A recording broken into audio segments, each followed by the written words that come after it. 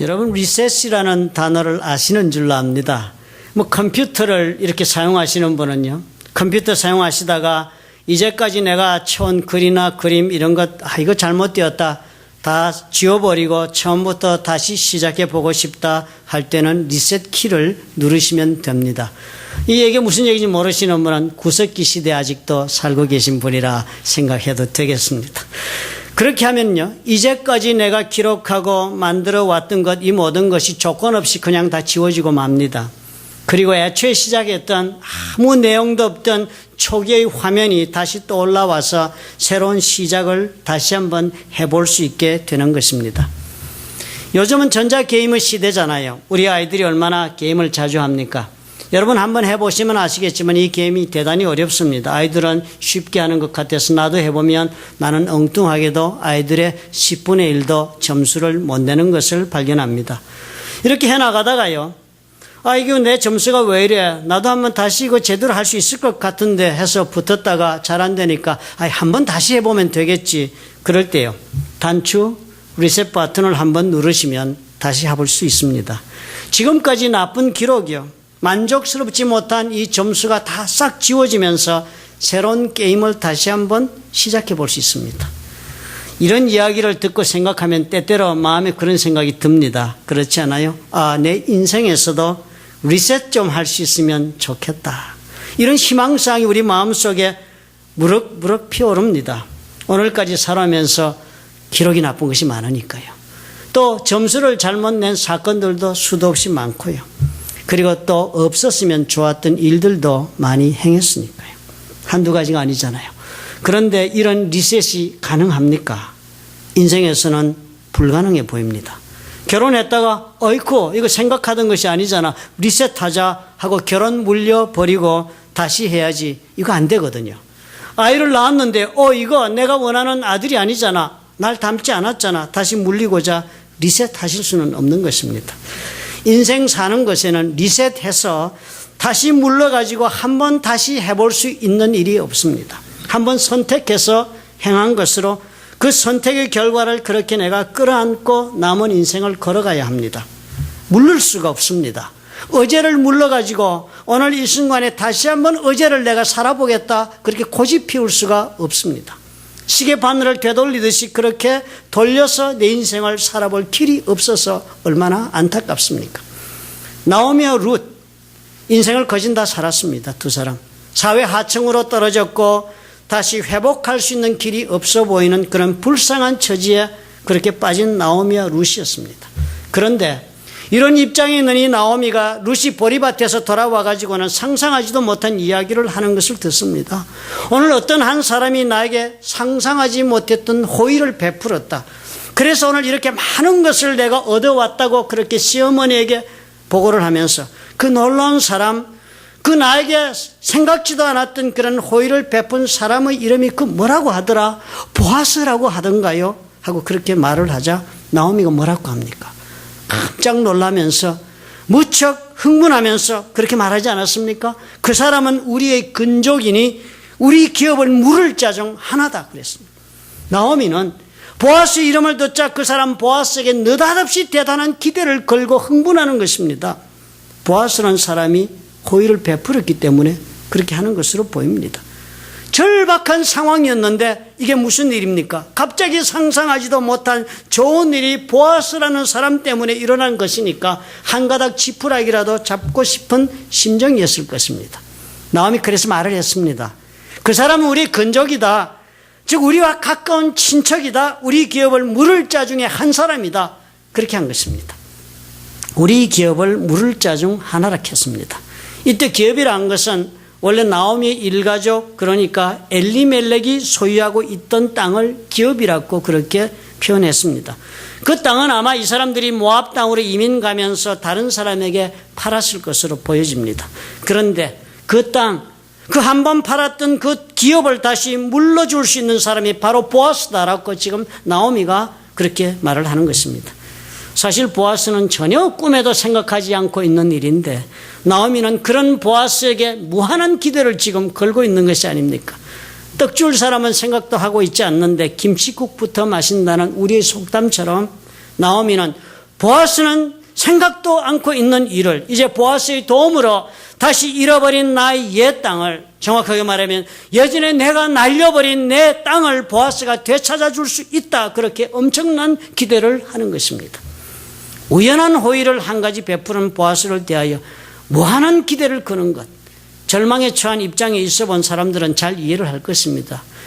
이도 안 되고 저도 안 되는 절망에 여러분 처해 보셨을 때 아마 이런 기대하신 적이 많았을 것입니다.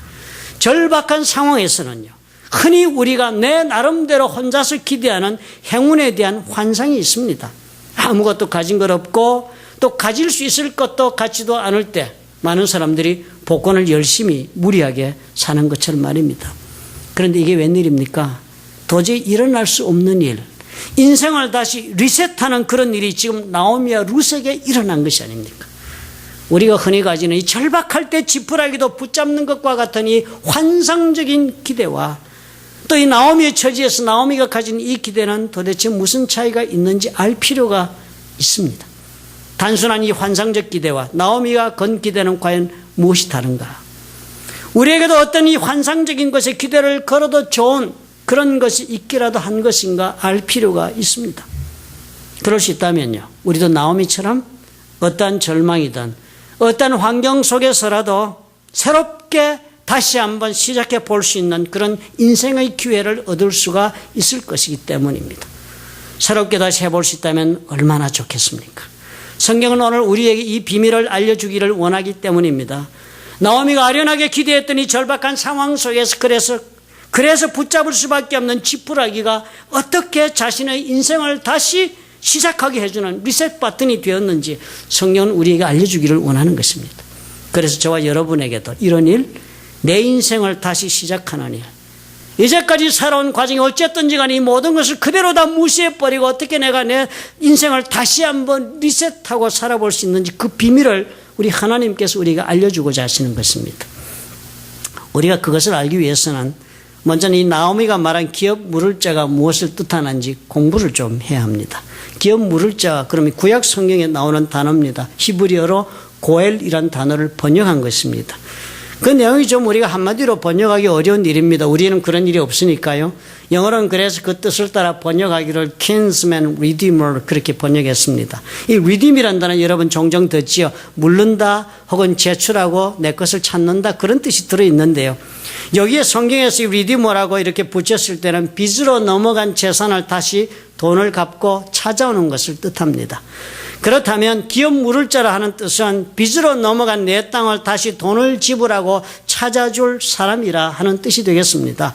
내 땅을 다시 되찾아줄 kinsman, 가까운 친척이다 하는 뜻이 됩니다. 이 이스라엘 나라 여러분 잘 아시죠? 하나님께서 아브라함을 통해서 시작한 독특한 나라입니다. 다른 어느 나라와 그 출발이 다릅니다. 그리고 이 아브라함을 통해서 하나님 민족을 세워서 하나님의 백성으로 삼겠다 해서 시작이 된 나라가 이스라엘입니다. 이스라엘 사람들은 그래서 그 민족이 애굽으로 가게 됩니다. 하나님의 인도하심 따라서 섭리 가운데. 그리고는 애굽에 가서 430년간 종살이하면서 크게 그 숫자가 늘어납니다. 그리고 그렇게 많은 족속으로 형성이 된 민족을 하나님께서 인도해내십니다. 그리고는 어떻게 해요? 가나안 땅으로 들여보내지 않았습니까? 그리고 가나안 땅에서 하나님의 능력으로 그 땅을 접수하게 하시고 그곳에 국가를 이루어 살게 한 사람들이 이스라엘 사람들이었습니다.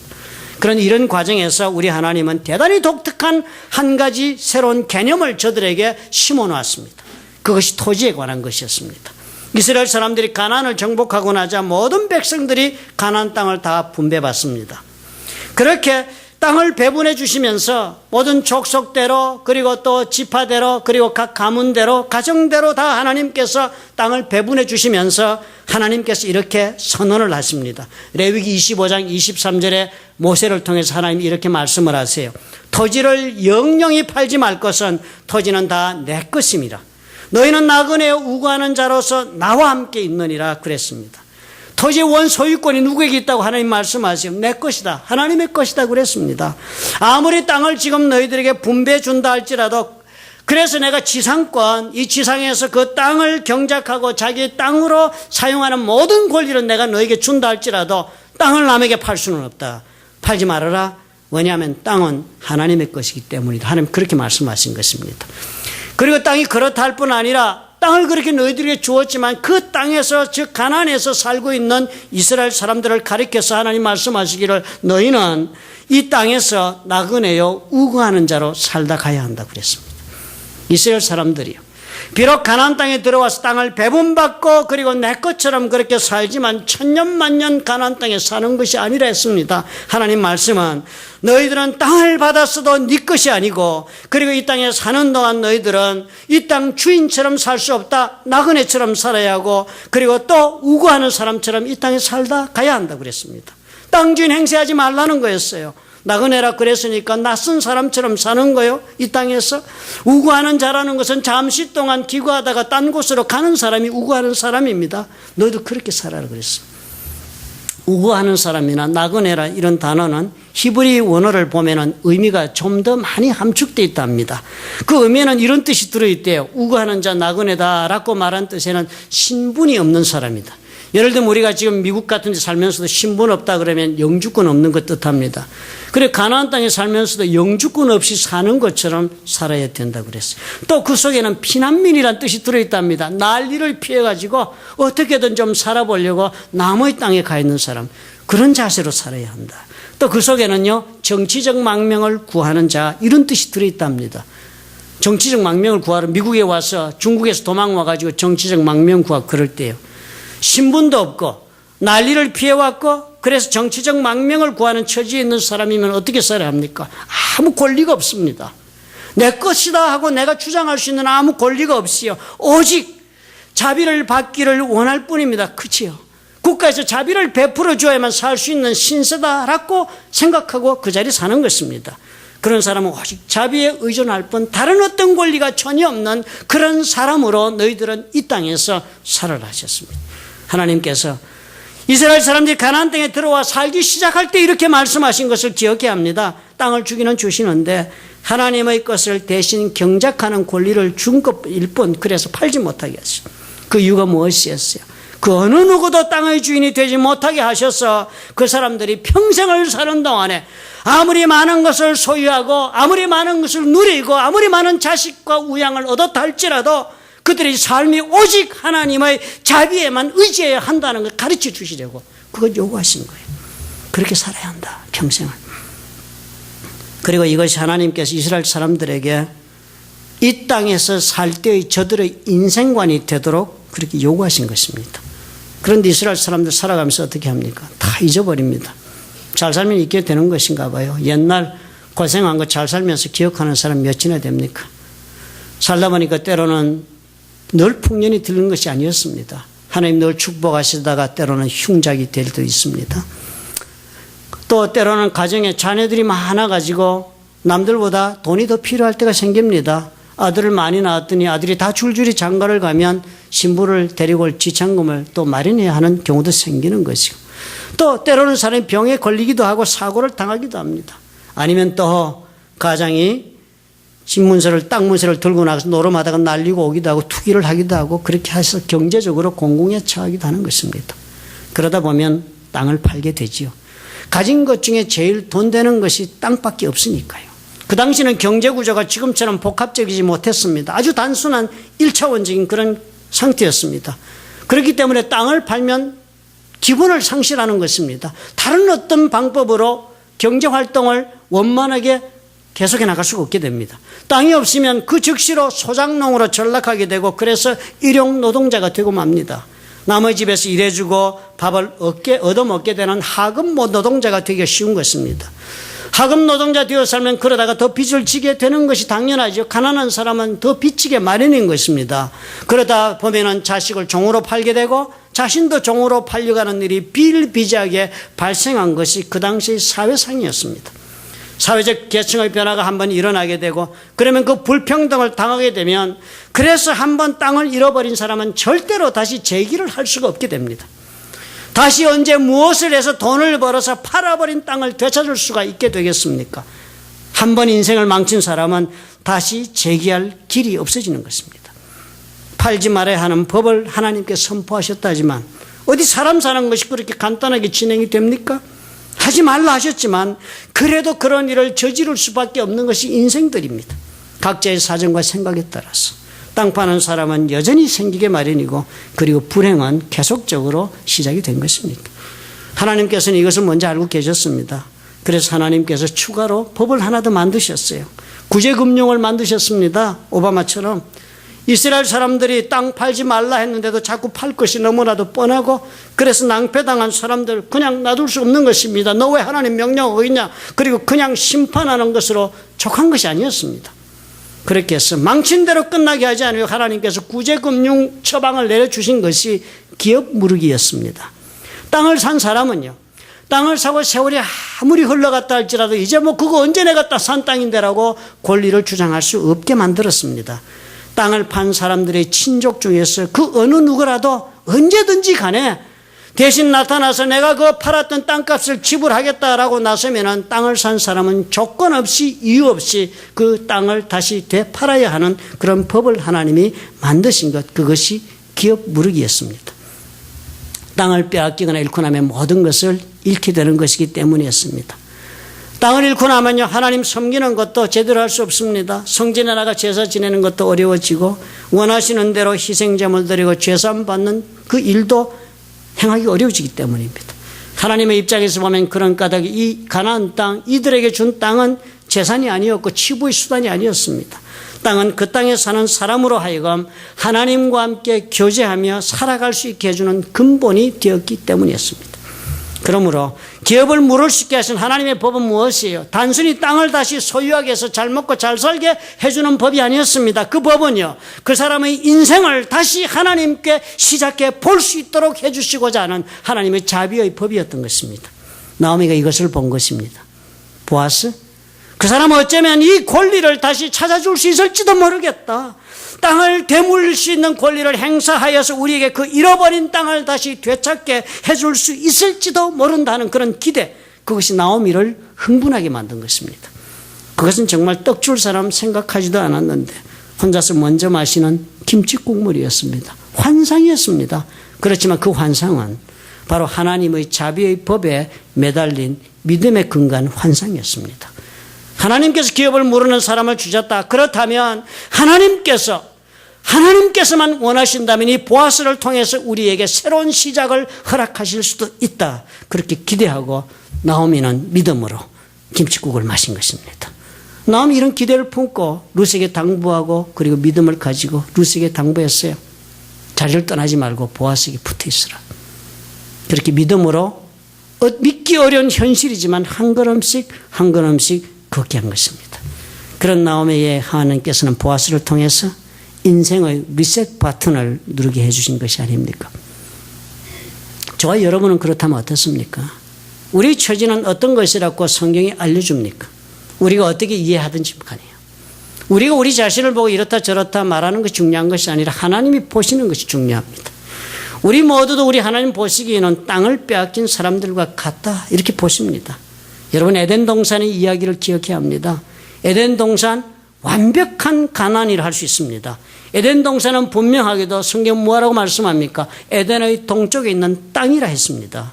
그곳이 그 에덴의 땅에서 아담과 하와는 하나님과 교제하면서 살도록 우리 하나님께서 조치하지 않으셨습니까? 그 땅의 주인이 누구였습니까? 하나님이셨습니다. 그리고 가나안의 이스라엘 사람들처럼 그 땅을 다스리고 살도록 하나님께서는 아담과 하와에게 모든 것을 위임하셨습니다. 지상권을 주셨어요. 그렇지만 아담과 하와 하나님 명령 거부했죠. 자신들의 뜻으로 자신이 원하는 방법대로 살아보겠다 하면서 선악과를 먹었습니다. 사단의 말에 물론 속은 것이죠. 그렇지만 속았더라도 행한 것은 행한 것입니다. 전혀 생각하지 못하던 결과를 이 사람들 경험하게 됩니다. 이 사람들 그것 때문에 자신들도 의도하지 않았지만 자기들도 모르는 사이에 땅의 소유권을 하나님과는 한마디 상의도 없이 하나님의 허락도 동의도 없이 사단에게 거저 넘겨준 꼴이 되고 만 것입니다. 땅의 관리자가 땅을 주인 모르게 팔아넘긴 꼴이 되고 말았습니다. 그리고 아담과 하와는 어떻게 됩니까? 이 세상에 소작농의 신세로 전락합니다. 수고하고 땀을 흘려야만 겨우 생계를 유지하는 소작농이 되었습니다. 그래서 이렇게 살아온 것, 이것이 하나님께서 보시는 저와 여러분의 인생 길이라 하시는 것입니다. 영적으로 보면 우리는 나오미와 룻과 하등 다를 것이 없는 존재입니다. 왜 하나님은 오늘 우리에게 이 나오미와 룻의 이야기를 통해서 기업 물을 자의 이야기를 오늘 우리들의 귀에 들려주고 계신다고 여러분 생각하십니까? 나오미와 룻에게 보아스라는 인물이 기업을 무르게 해서 새로운 인생을 시작하게 했던 것처럼 우리 모두의 인생이 나오미처럼 룻처럼 그렇게 원하지 않는 자리까지 몰려갔다 할지라도 그래도 길은 있다 하시는 것입니다. 우리 모두에게도 우리의 기업을 물을 자가 있다 하시는 것입니다. 모든 인생 우리 하나님이 하신다면 다시 리셋하게 해줄 수 있는 그분이 있다고 말씀하시는 것입니다. 우리에게도 기업 물을 자를 보내신 것입니다. 나오미에게 보아스를 보내신 것처럼 우리에게도 우리 하나님은 예수님을 보내셨다 하십니다. 여러분 요한계시록 읽어보셨는지요? 요한계시록 이 세상 마지막에 심판을 어떻게 행할 것인지 마지막 될 일을 사도 요한이 환상으로 보게 하고 기록한 책이라고 우리는 이해하지 않습니까? 마지막 때를 기록한 책인데요. 요한계시록 5장에 보면은 상징과 비유로 이런 이야기가 나옵니다. 5장부터 시작해서 이 땅의 심판의 이야기가 시작이 되는 것입니다. 요한이 환상 중에 바라보니까요. 보좌에 하나님이 앉아 계신데 그 하나님 오른손에 두루마리를 하나 쥐고 계신 것을 요한이 보았습니다. 두루마리 영어로 보면 여러분 아시겠지만 단수로 딱 적혀 있습니다. 두루마리 하나를 하나님이 그 오른손에 쥐고 보좌에 앉아 계신 것을 보았어요. 보니까요 요한이 환상 중에 보니까 이 두루마리는 안팎으로 글이 씌어져 있고 그 두루마리 7개의 인이 봉인이 되어 있었습니다. 7개 도장을 탁 찍어서 봉인이 되어 있었습니다. 요한이 가만히 그 두루마리 보니까요. 하늘 위에나 땅 아래에 능히 그 두루마리를 펴거나 보거나 할 사람이 없었습니다. 그래서 요한이 크게 울었습니다. 애통해하면서 저 두루마리를 열어야 되겠는데 그 열 자가 아무도 없구나. 그리고 울고 있는데요. 요한계시록 5장 5절에 보니까 장로 중의 한 사람이 요한에게 말을 합니다. 울지 말라.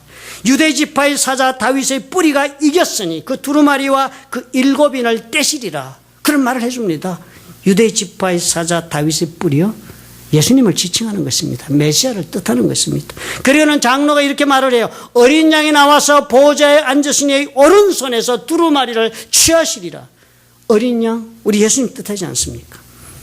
누가 감히 하나님의 손에서 이 문서를 취할 사람이 있습니까? 그분이 예수님 아닙니까? 그리고는 예수께서 그 되찾으신 두루마리를 여는 그 장면부터 시작해서 요한계시록의 심판의 이야기가 진행됩니다. 7 인봉을 하나씩 열어서 이 땅을 심판하시고 정리하기 시작하는 것이 요한계시록의 심판의 내용이 됩니다. 이 문서가 무슨 문서였습니까? 땅 문서였습니다. 아담과 하와가 자신도 모르는 사이에 넘겨진 이 땅의 그 소유권의 진정한 주인이 누군가를 기록하고 있는 문서, 그 땅 문서를 하나님이 주신 것입니다. 사단의 것이 결코 아니다. 이것을 열면 사단의 것이 아닌 것이 증거되는 문서였습니다. 예수께서 그 문서를 찾으시고 아담과 하와가 무단으로 넘겨버린 땅을 우리의 킨즈맨 리디머 기업 물을 자가 되셔서 예수께서 그 땅 문서를 찾으신 것입니다. 그리고 어떻게 해요? 문서를 찾았으니까 땅 주인의 권리를 행사하시는 것입니다. 땅 주인이 나타나 보니까 땅에 더럽고 추한 건 너무 많으니까 청소하는 것이 내 땅이니까. 악한 세력 몰아내고 더러운 거 청소하는 것, 그것이 심판의 장면들입니다. 예수님 어떻게 이 권리 얻으셨어요? 십자가에서 우리의 죄를 대신해서 죄값을 다 자신의 피로, 자신의 살로 다 갚으셨기 때문에 이 권리를 얻으신 것입니다. 이 기업 물을 자의 권리를 십자가의 역사로 획득하신 것이에요. 하나님과 원수가 될 수밖에 없는 우리, 하나님과 화해할 수 있도록 그렇게 길을 여신 분, 우리의 기업을 물러주신 분, 그 예수를 믿고 그 예수께서 나의 보아스, 나의 기업을 물으도록 하면 인생을 다시 살 수 있답니다. 그래서 성경은 예수를 믿는 것을 고린도후서에 이렇게 새롭게 묘사하지 않았습니까? 그런즉 누구든지, 그래서 아무든지 상관없다. 어떤 모습으로 어떤 인생을 살든 누구든지 상관없다. 누구든지 간에 그리스도 안에 있으면, 예수 그리스도를 믿어 그 안에 들어오면 새로운 피조물이라. 새로운 피조물이라. 하나님의 손에서 새롭게 빚어지는 창조물이 된다고 그랬습니다. 그리고 뭐라 합니까? 이전 것은 지나갔으니 보라 새 것이 되었도다. 이때까지 인생 무슨 모습으로 어떻게 되었어? 무슨 환치를 했던 어떤 모습으로 조각을 해놓았던 어떤 기록을 가지고 있던 새 것이 될 수 있다. 새 것이 될 수 있다. 흘려보낼 수 있다 하시는 것입니다. 예수께서 나의 기업 물을 자가 되어서 새삼의 기회를 열어주시기 때문입니다. 우리 인생의 리셋 버튼을 다시 누르고 싶은 일이 있으십니까? 간단해요. 예수께로 나오시면 되는 것입니다. 예수께서 나의 기업을 물으실 수 있도록 기대하실 수가 있다면 주님은 우리의 기대를 저버리지 않으시겠다는 것이 하나님께서 우리 모두에게 주시는 약속이 아닙니까? 로마서는 뭐라고 그랬습니까? 예수님 안으로 들어오지 못하고 있는 삶, 예수께 나의 삶을 의탁하지 못하는 삶, 예수님의 손에 나의 삶을 의지하고 순종하며 걸어가지 못하는 그런 사람들의 삶에 대해서 로마서 5장 10절은 뭐라고 그랬습니까? 곧 우리가 원수 되었을 때 그랬습니다. 우리가 땅을 팔아 넘겼으니까 땅 주인하고 사이가 좋을 수가 없지요. 내 땅 팔아먹으면 그 사람 여러분 어떤 관계 되겠습니까? 원수 되지요. 땅을 무르기 전에는. 그 아들의 죽으심으로 말미암아 하나님으로 더불어 화목되었다고 그랬습니다. 화목된 자로서는 더욱 그의 살으심을 인하여 구원을 얻는 것이라고 그랬습니다. 인생을 다시 살리면 여러분은 어떻게 해요? 우리 주님께서 내 기업을 물러주셔야 해요. 그래서 우리가 하나님과의 원수된 관계를 청산부터 해야 하는 것입니다. 기업을 물러야 합니다. 그래야만 우리가 새로운 일을 시작해 볼 수가 있는 것입니다. 누가 우리에게 이 일을 해줄 수가 있습니까? 예수밖에 없습니다. 여러분 세르비아와 크로아티아든가요? 전쟁한 것 여러분 기억하시지요? 세르비아가 제가 기억하기로는 기독교 국가인 걸로 압니다. 그런데 이 기독교 국가가 싸운 크로아티아인지 하는 그 국가는 무슬림 국가인데요. 참 부끄럽게도 이 세르비아는 기독교 국가인데도 불구하고 이 무슬림 종족들에 대한 인종 말살 정책을 쓰면서 전쟁을 했습니다. 잔인하게. 잡으면 다 죽여버리고 동네를 그냥 초토화시켜버리고 아주 인종 말살시키겠다고 덤벼들었습니다. 그래서요. 이 미국이나 이 나토 연합군들이 개입을 하면서 참 안타깝게도 이 기독교 국가를 공격하기 시작을 했습니다. 세르비아를 전쟁에서 제압하지 않으면 이 잔인한 일이 계속되니까요. 그때 미군에서 스텔스키까지 투입을 했습니다. 미군 스텔스키의 조종사였던 데니얼 젤코라는 사람 명령을 받아서 F-117 스텔스키를 타고 늘 폭격에 나서는 그런 임무를 맡았습니다. 적진 깊숙이 들어가서 여러 겹의 그 지상에는 미사일로 방어망이 쳐져 있잖아요. 그렇지만 그것을 뛰어넘어서 스텔스키는 이 레이더에 잘 잡히지 않도록 만들어진 거니까 깊숙이 있는 적의 그 시설물, 군사시설물, 그런 목표물을 골라서 폭발하는 그런 지시를 받아서 출격하고 그랬습니다. 전폭기 조종사들이 그래서 가서 막 그냥 단추로 폭격하고 쉽게 돌아오는 게 아니라 합니다. 자신의 심정은 이 폭탄을 터뜨리면 결국은 거기에 사람도 있을 것이고 원하지 않는 사람을 자기가 불의에 죽이게도 되는 그런 부담 때문에 굉장히 마음이 안 좋답니다. 폭격하러 나가면. 그래 가면서 그런데요. 내가 결국 폭격하는 것은 사람이 아니다. 시설물이다. 콘크리트 건물 뭐 이런 군사시설물이다. 자꾸 이렇게 스스로 생각을 정리하면서 간대요. 사람 공격하는 것이 아니라는 마음을 먹고. 그 정도로 이것이 참 마음의 심적으로 그렇게 조종사들한테 어렵답니다. 그렇게 마음을 정리하고 그날도 첫날 공격을 끝냈습니다. 무사히 귀환했어요. 그리고 두 번째 날도 또 지시하는 대로 가서 목표물 타격하고 폭탄 터뜨리고 돌아왔습니다. 세 번째도 그렇게 성공적으로 무사히 폭격하고 돌아왔습니다. 스텔스키가 잡히질 않는데요, 그렇게.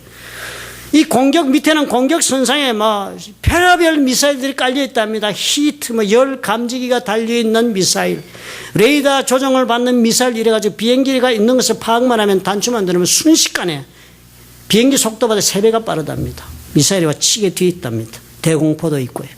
그러니까 대단히 스텔스기라 하지만 위험한 이런 모든 테크놀로지를 다 피할 수 있는 것은 아니랍니다. 대단히 위험한 길이래요. 그래서 국경을 넘어서 공격을 할 때는 조종사가 그런데요. 오늘은 그냥 그만하고 돌아왔으면 하는 그런 명령이 떨어졌으면 좋겠다. 귀환해라. 이미 임무가 달성됐다. 귀환해라. 이런 라디오 지시를 듣기를 간절히 원하지만 국경선 가면 그런 지시가 없고 하면 그냥 라디오고 모든 전파 장치를 끊고 넘어간답니다. 그렇게 해서 네 번째 날 세르비아에 들어가서 목표를 공격하고 성공적으로 폭격을 다 마치고 이탈리아에 있는 자신의 공군기지로 귀환하는 중이었습니다. 밑에 구름이 짙게 갈렸는데요. 그날은 희한하게도요. SA-3 소련제 미사일이 밑에서 구름을 뚫고 올라오는 것을 스텔스키가 감지를 못합니다. 첫 번째 한 발은 그냥 비행기 앞으로 지나갔습니다. 엄청나게 막 흔들리고 이랬지만 두 번째 한 발은 불행하게도 이 다니엘이 타고 있는 다니엘 젤코가 조종하고 있는 스텔스기의 왼쪽 날개에 명중합니다. 그리고서는 비행기는 곤두박질 치기 시작하고 그곳에서 이 조종사는 단추를 누르고 탈출합니다. 이 장치가 얼마나 잘 돼 누르면 1.5초 만에 어제서 튕겨나오고 낙하산이 펴진답니다. 그렇게 해서 낙하하면서 공군 본부에다가 구조 요청을 했습니다. 격추당했다고. 그리고 보니까 저 멀리에 비행기가 땅에 부딪히고 폭파하고 그 폭파한 곳에서 약 1마일 되는 농가에 낙하되어서 급히 몸을 숨깁니다. 농토가 있는 사이에 그 물이 흘러가는 고랑에 자기가 몸을 숨기고 기다렸습니다. 대단하지요. 8시간 뒤에 미국의 구조 헬리콥터가 와가지고 이 조종사를 구해냅니다. 8시간 만에. 적진 속에서. 그런데 이 8시간 기다리면서 이 조종사 다니엘 젤코가 그랬답니다. 이야, 희한하다. 누가 이 스텔스기를 이렇게 명중을 시키는 사람이 있나. 이 역사적으로 스텔스기가 출격 나가지고 격추된 적이 이번이 처음이랍니다. 그러니까 이 다니엘이 너무 궁금한 거예요. 자기 죽고 사는 것도 중요하지만 정말 누가 이렇게 정말 really nice 샷을 했다. 정말 잘 때려 맞췄다 하는 그런 생각을 했다는 거예요. 너무 궁금하다. 그리고 그렇게 하고 12년의 세월이 지났습니다. 이제 조종사로서 퇴역도 하고 그러나 공군에서 민간인으로 그렇게 일하면서 살고 있었는데요. 세르비아에서 연락이 왔어요. 이젠 12년 지나고 세르비아가 다 평화가 이루어지고 세상이 바뀌었습니다. 세르비아에서 이메일이 왔습니다. 제리코 밀코빅이라는 사람이라 하면서 이메일이 다니엘한테 오기를요. 뭐라고 왔냐면은 세르비아에 한번 방문해 줄 수 있겠느냐. 그리고 그때 그 지상에서 미사일을 발사한 그래서 스텔스기를 당신이 조종한 그 비행기를 격추시킨 졸탄이라는 사람을 한번 만나줄 수 있겠냐 하는 이메일이 온 겁니다. 그리고서는 이 두 사람이 만나는 내용 가지고 우리가 다큐멘터리 영화를 제작하려고 하니까 동의한다면 연락해달라고 그랬습니다. 전쟁이 끝나고 평화 왔으니까요.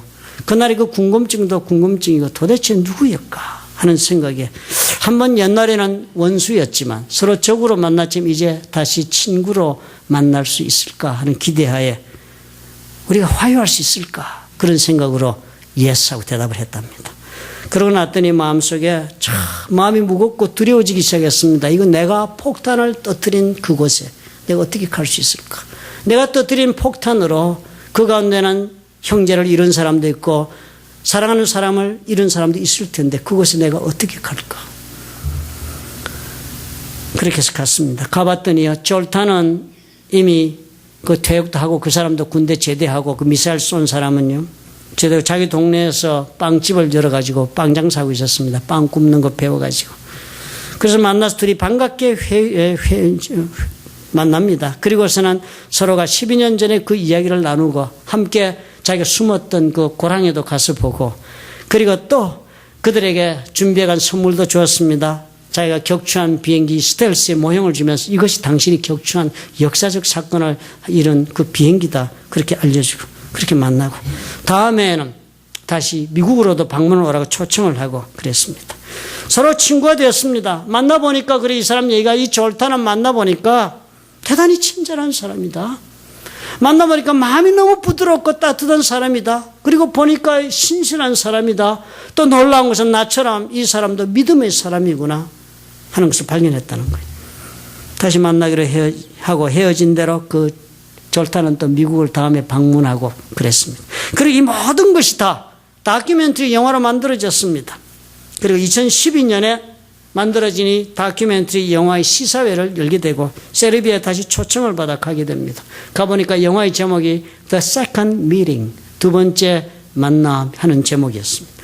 폭격기 조종사 그리고 또 격추시킨 미사일 발사자가 다시 만나는 그 재해의 이야기, 어제는 적이었던 사람들이 오늘 친구가 되는 그 이야기를 만든 그 다큐멘터리 영화를 다 같이 감상을 했습니다. 시사회가 다 끝난 다음에 기자회견이 있었습니다. 사람들이 다 모인 곳에서 기자들이 질문이 있거나 한 여자가 이 다니엘 조종사에게 질문했습니다. 당신이 격추되었을 때 우리는 환호했습니다. 나는 내 친구들과 기쁨에 들떴습니다. 그렇지만 당신이 죽지 않았다는 것을 알고 우리는 무척 화가 났습니다. 우리는 당신이 마땅히 죽어야 한다고 생각했습니다. 원수니까. 이 말을 들었으니 장래가 어떻게 되겠습니까? 그런데 그 여자가 그러면서 이렇게 말을 하는 거예요. 그러나 이제 우리가 당신을 알게 되었습니다. 당신이 이곳에 이렇게 올 수 있어서 너무나 기쁩니다. 이 말을 들으면서 다니엘 조종사는요, 그동안에 그 무거웠던 모든 죄의식이나 고통 가운데 노임을 낳으면서 감사로 흐느꼈다고 합니다. 그러면서 그래요. 세상에는 오해로 우리가 알지 못해서 겪게 되는 슬픔이 얼마나 많은가. 다니엘이 그렇게 적었습니다. 졸탄의 가족들, 그 가족들을 알게 되므로 나는 생각이 바뀌었다. 진부하게 들릴지도 모릅니다. 그러나 만약에 졸탄과 내가 이 경험했던 것처럼 여러분 이 세상의 모든 종교적인 차이, 문화적인 차이, 인종적으로 차이가 나는 다른 사람들이 서로 의미 있는 방법으로 만나서 서로를 알게 될 수 있는 길이 있다면 어떻게 전쟁이 다시 일어날 수 있겠습니까? 어떻게 우리가 영원한 원수로 지내겠습니까? 하는 말이 아닙니까? 우리의 삶이 왜 원하지 않는 자리에 원하지 않는 모습으로 그리고 또 원하지 않는 방향으로 이렇게 전개되고 있을까 생각해 보아야 합니다. 모두가 다 하나님을 아직도 원수로 삼고 살기 때문이라 합니다. 왜 그렇게 됐습니까? 땅으로 시작된 문제였습니다. 하나님과 교제하며 살아야 할 내 삶의 기반을 우리가 사탄의 손에 방심하고 넘겨주고 사는 것 때문에 그렇게도 우리 삶이 꼬이고 뒤틀어져 가는 것입니다. 예수님 그래서 말씀하세요. 우리의 기름 물을 자, 내가 기름 물을 자가 되어 줄 수 있다 하시는 것입니다. 다시 땅을 찾아 주시겠대요. 하나님과 그래서 우리가 교제하며 살아갈 수 있도록 예수를 믿으면 우리 그 예수께서 우리의 그 원수 되었던 삶을 청산할 수 있도록 길을 열어주고 다시 친구가 될 수 있는 길을 열어주시겠다고 하시는 것입니다. 나오미, 기름 물은 일만 이루어지면 그 나머지 나오미의 인생의 모든 문제는 어떻게 돼요? 따라서 해결이 되는 것 아닙니까? 마찬가지라 하십니다. 예수께서 나의 기름 물을 자가 되어주시면 내 인생의 다른 모든 문제도 그것을 따라서 다시 다 해결이 되어 나기 시작하는 것입니다. 환상 같은 이야기지요. 그렇지만 그 환상은 하나님의 법을 믿는 자에게 온 환상입니다. 나오미가 그런 환상의 법을 믿고 나가서 자신의 인생을 새롭게 했다면 오늘 저와 여러분도 동일한 것입니다. 우리의 기름 물을 자, 우리의 예수를 믿어서 우리도 인생을 다시 리셋하실 수 있습니다. 원하시면 아멘 하시기 바랍니다. 믿으시는 줄 압니다.